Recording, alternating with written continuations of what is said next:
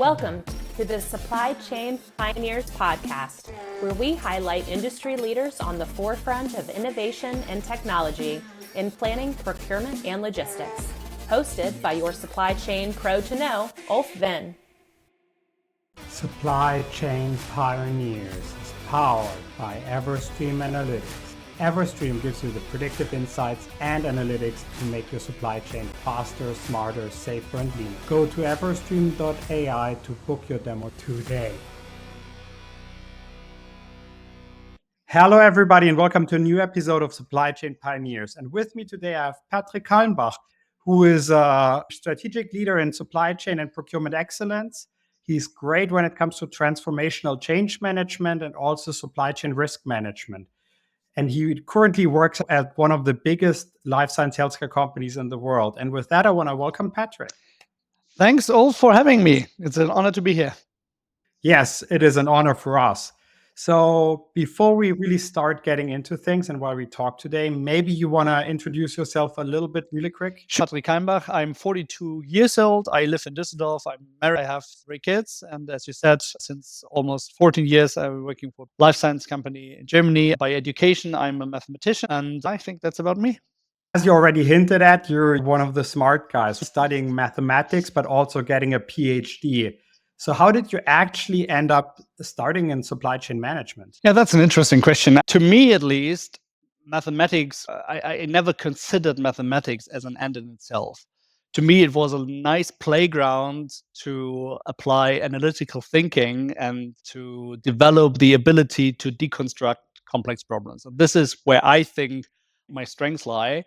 And then when I was thinking about, okay, how can I make an impact in the real world with this, I thought supply chain management is where quantification meets complexity. And this was the perfect playground for me. And this is why I looked for a job in this area. That's pretty interesting. So once you started in supply chain management, you went directly into consultancy, right? So you consulted on supply chain topics, which is probably very complex, especially because you did a lot in supply chain planning. Why is this a good start to a topic that is as complex as supply chain management? To me, supply chain management is about 2 fundamental components. One is the planning part, which is the flow of information, and the other is the execution of plans. And I like this dual structure because it has a lot of complexity, what I like, and you got to find creative solution and apply analytic thinking, and you can measure the outcome, right? And especially the planning part, I thought was close to where I came from, right? How much do we need of what, where, and when? This involves forecasting, demand planning, inventory management, and also how to build a resilient and adaptable supply chain. And the other part is also super interesting is the execution, namely the organizing the reality, basically, right? Where it's more focused on operational excellence, on real-time problem solving, actual management. And I find this super, super fascinating, this dual nature. And at least at the beginning, I thought that the planning part appealed more to my mathematical and problem solving skills, as it requires this foresight and the ability to navigate through complexities and uncertainties. And yeah, I never regret that step. Quick follow-up question on that. Is it that you think that people that work in supply chain planning can always transfer into an operational role, and then vice versa? Can people that come from an operational role always transfer into supply chain planning because it needs different skills in a way? It does need different skills in a way. It depends on your interest, I would say. For sure, I would never say you cannot navigate from one to the other, because at the end of the day, I think it's nothing which you learn by education. You learn the things on the job. And therefore, I would believe it makes sense to be in both worlds, even if you concentrate on one of them. If you don't know how to organize the reality, you probably will never be a good planner, and vice versa as well. So I would actually recommend to at least make a step into both parts, but why shouldn't it be possible to navigate from one to the other? You then worked a lot on continuous improvement as part of your consulting career, and that can be a tedious topic. When you think back about this and how you had to convince new groups to change, which I think you're a master in change management, what was it you took away from the whole experience for your further professional career? Yeah, well, especially at the beginning, I had to learn the hard way that if you have good arguments and a good business case, this does not yet mean that it's easy to implement the change. I had to understand the importance of diplomacy, and it's not just about identifying opportunities and then making them happen. Because yeah, what obviously is important is that no one feels blamed about the past inefficiency, right? And everybody needs to at least feel part of the success story if it hopefully becomes a success story. And how to do this? I think what you got to do is provide genuine reasons why improvements are impossible now and why they have not been possible in the past. Be it a new technology, a new methodology, a shift in market dynamics, or just management attention, just to say, I'm sure you worked on this before and you tried your best to become better also in the past, but now is the moment when we can do this together. And tailoring your communication with this, addressing different management levels, varying degrees of seniority, just individual personalities, finding the right tone. I think this is super important. And I had to learn this. This is super important. Maybe I can give you an example. I was part of the development of a strategy to reduce inventory of spare parts. And we had data proving that our concept works, that we can actually reduce spare parts. But put yourself in the shoes of the warehouse manager. This person is not just necessarily interested in the cost of the inventory of the warehouse or the working capital. These guys take pride of situations where they were able to locate a spare part which maybe was not even properly electronically locked, right? And reducing inventory can be a threat to them, yeah, because they cannot get this sense of achievement anymore if you reduce the spare parts. And having the empathy and to take them on board and make them also be part of that success story is super key, because you will never be successful if you just say, hey, these are the numbers and I'm sure you can live with 2 parts less of this. This was a profound learning experience for me in that time. That sounds very interesting, actually. Very cool. And then eventually you really just have to show them, okay, in the new scenario, what is your worth then? So super interesting. But then you started to work on one of my personal favorite topics, supply chain risk management. And you really spearheaded what I would call a massive transformational project, which involved an IT implementation. You had a lot of organizational change management. You had to build up your own expertise on a topic that was very not so known in the market back then. So, what were for you the biggest takeaways from that time? So, you then worked on one of my favorite topics, supply chain risk management. You spearheaded a really big, massive transformational project involving IT implementation, organizational change management, while building up your own expertise on a topic back then not really known as much.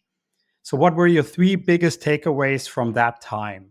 What I think is important when it comes to supply chain risk management is, first of all, to define what is risk management.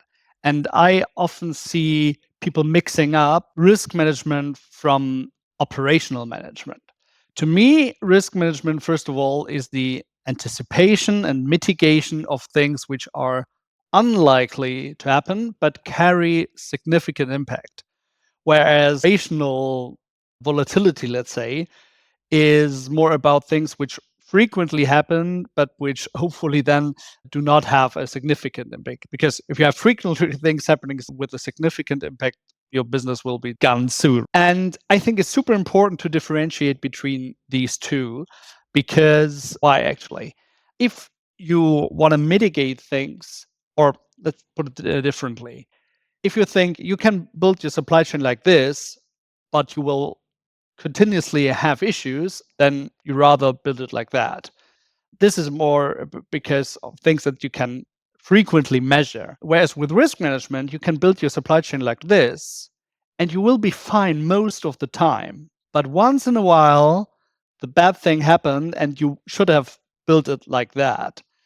And this is a huge difference also in convincing people to invest maybe in a more resilient supply chain, because most of the time you will be fine with a less resilient supply chain, right? And this is, I think, the number one distinction, make clear this distinction between risk management and operational management, let's call it. The second thing is the commitment of the leadership, and not necessarily the commitment to risk management, but that you have leaders who generally care about the long-term well-being of the company.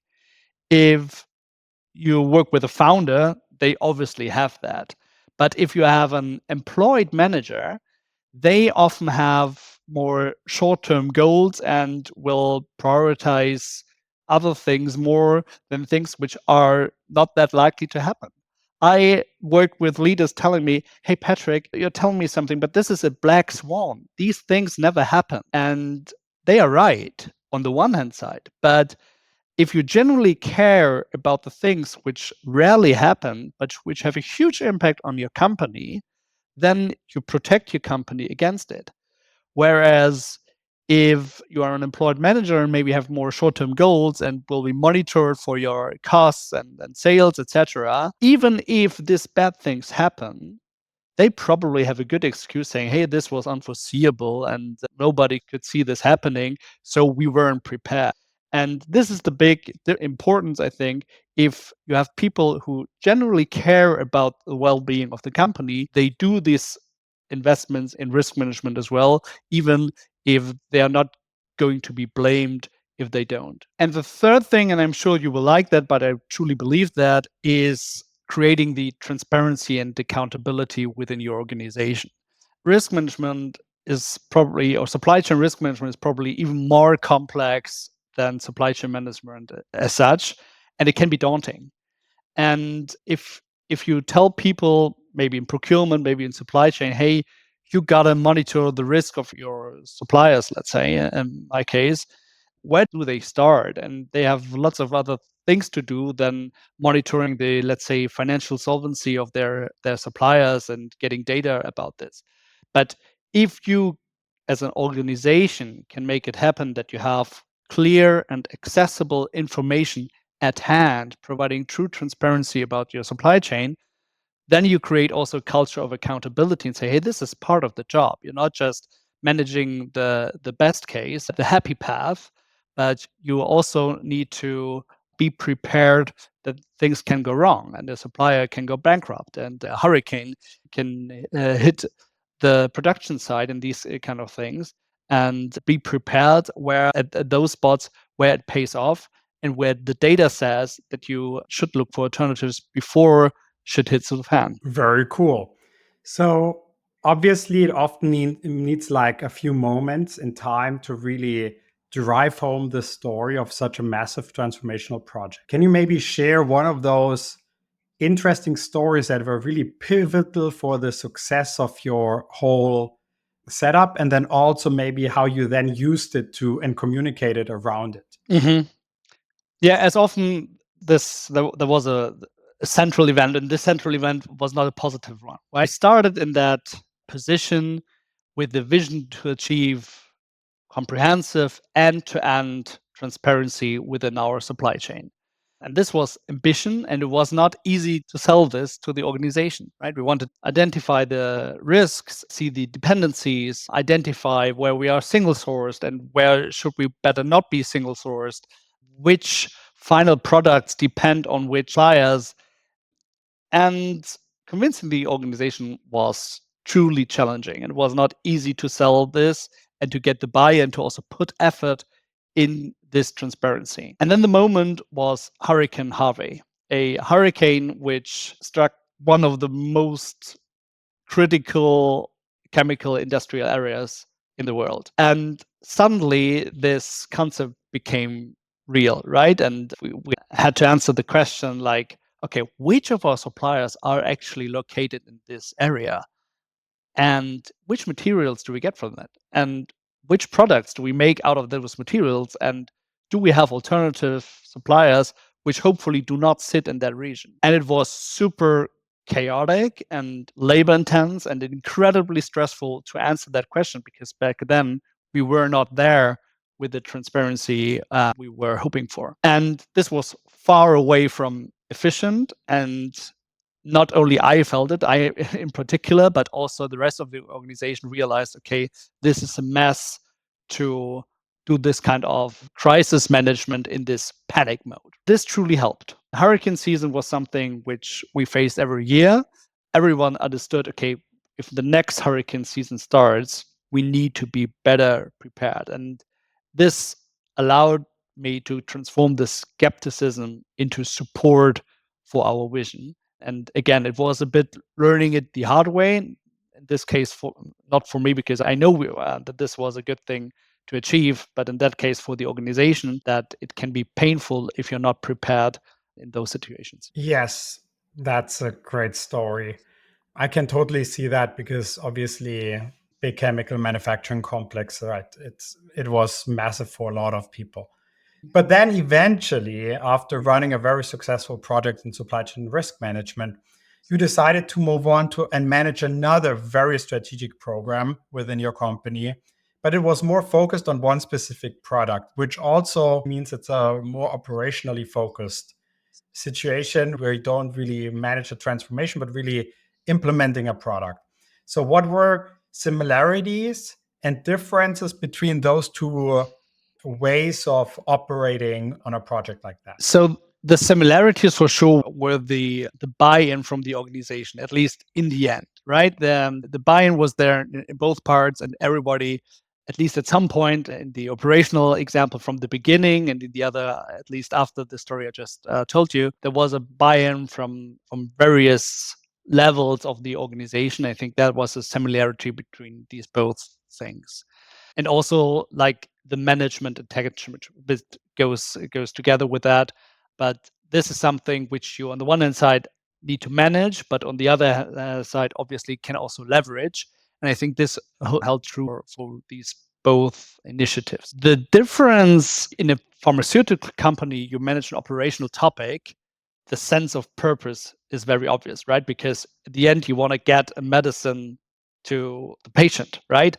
And this sense of purpose is, in the operational case, much more clear than if you manage a more strategic project a bit further away from the actual operations and from the product. Obviously, there is a relation, but it is much more immediate than in the strategic part. And as the timelines in the operational part, at least the one I managed, were super tight, there was, and this is the second difference, an a possibility to approach some shortcuts. If you have an IT project, there is never ever a quick path to overcome some, I don't know, data privacy checks or something. If you have an operational topics, there are maybe some possibilities to maneuver around some standard procedure to expedite the outcome, to not always look for 3 offers, but rather taking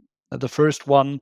And even if that's not the most cost effective thing and not applying to the standard procedure, this is possible in the operational part, which I enjoyed very much back then because it allowed us to expedite our timeline. And I think the third difference is how to measure success. If you are in an operational project, this is often more binary. Either you deliver, are we ready to produce at day one, or are we not? Right? Do you deliver or not?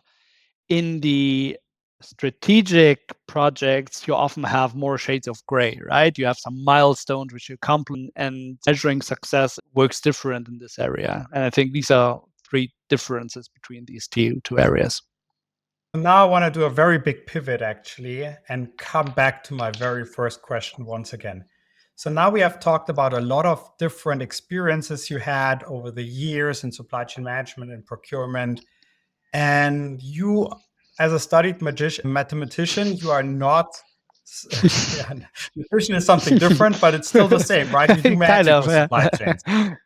Yeah. So as a studied mathematician, you come from outside of the field, right? We see more and more people studying supply chain management, but our generation probably not a lot have. So what would you tell somebody who's right now very interested in supply chain management while not having studied it per se, what to watch out for and how to quickest learn the art of the possible? I generally think people ending up in supply chain, whether they have studied it or not, they don't think that way anyway. But what I would tell them anyway is it's more about your skills, not about your expertise. And this may hold true for different areas, and for some it may not. For example, my brother is an anesthesiologist. And this is a totally different area because he gained his expertise at university and hopefully he stays up to date. I'm sure he does. But in those areas, this does not hold true. In supply chain management, I think you don't learn at university what you need on the job. And also, when I dealt with these many smart people in your area, I never heard them arguing something like, according to the theory I learned at university, we should do it that way. This does not happen in that area. So successful people rather learn from their professional experience. And I think this is what they should also take the confidence out, that they are smart to cope with that complexity. And of course, it helps if you have heard about the bullwhip effect or something like this, right? But if you have not, people who are interested in supply chain will soon learn what this means and what this. You talked about having like base skills. I really, from the bottom of my heart, would say one of your core base skills is moving people into the right direction, right? Helping them to change, getting them from one place to the other. You already talked a little bit about change management and how you helped others overcome maybe one of the hurdles, but are there other practical approaches to change management that you can still share with us today? I think I also was a bit lucky, to be honest, that the changes I managed were always about designing and changing it. If the design was done and it's only about conveying that message, I think it's way harder. The experience I made were luckily mostly about, okay, there's at least some room of flexibility how to shape this. And this gives a big opportunity to get the buy-in, right? So to make people feel heard. The communication, nevertheless, something at the start. And from the start point where I've been in, it was already, okay, guys, it has to be. So for example, I recently had to implement a new policy and nobody liked it. And in that case, the communication was, hey, look, the company is in a bad cash situation in that case. So therefore, it has to be that we do something against it. And this new policy is what it is. But there was the chance to get actual genuine involvement. Help me shape this, how we do this. And then it is about learning to adapt partially conflicting perspectives and also digest these different perspectives and having those in mind when you talk to people, to other people, and without the presence of these conflicting perspectives. For example, I was told by the upper management, please make it difficult to raise an exception to this policy. On the other hand, there were good reasons sometimes to make exceptions. And the more shop floor level told me, please don't overload me with administrative burden. And having these two conflicting things in mind plays a huge role when it comes to, okay, how do we, from the IT perspective, for example, build this? How can we reduce the administrative burden, but still implement the right hurdles to not too easily go with the exception? And taking feedback constructively while you're designing it is super important, I think. And most importantly, give credit in the end to everybody, in particular to those who invested energy against it and were fighting with this change. Because if then you come to an end, also them have gone through a journey and they have invested a lot of energy. And therefore, I think giving them credit in the end is super important, even if you perceived it often also as exhausting fighting with those people. Yeah. So I actually wanna pick up directly where you ended. So sometimes it's about fighting and making a match and a conquest of the other side. And you actually do that in your spare time with tennis, where you have these one-on-one matches where you go at each other. So I want to know, what has supply chain management and tennis from a similarity perspective, with each other? Sorry, that was a bad phrasing, but it is what it is. I would say what's special about tennis is it is not only about how well you play the game, but I think more than many other sports, it's more about, can you adapt to the way your opponent plays? And can you play the game you wanted to play, even though you don't get the balls from your opponent that you would love to get? And this is a huge familiarity, I would say, with supply chain. It's not only about how you build it, but also how the reality reacts to how you would like it to be, right? And I think that's, if you want to build that bridge, a familiarity, but it's for sure not why I love this sport, but it's a familiarity, I would say. Does it work? Yeah, I think that works just fine. In the end, the reality is on the field, and the field will always be different because your opponent will serve you different. And you need to be right time, right place for sure. Adapt a little bit, but still try to force your game on him. I think that's a perfect way of looking at supply chain management as well. This was a perfect ending to a great podcast. I want to thank you so much, Patrik, for doing this. Thanks for having me. It was an honor. I'm curious whether people will listen to this, what we discussed, and whether they will like it, and let us know if not. And let us know if yes. Please let us know. Please let us know if you liked it or not. I know people will listen to it, and I'm very thankful for that. For everybody who listens or watches the podcast, I want to, as always, thank you so much for being here, for your attention. Thanks once again, Patrik. And with that, we want to say bye-bye. Bye. Thanks, Ulf.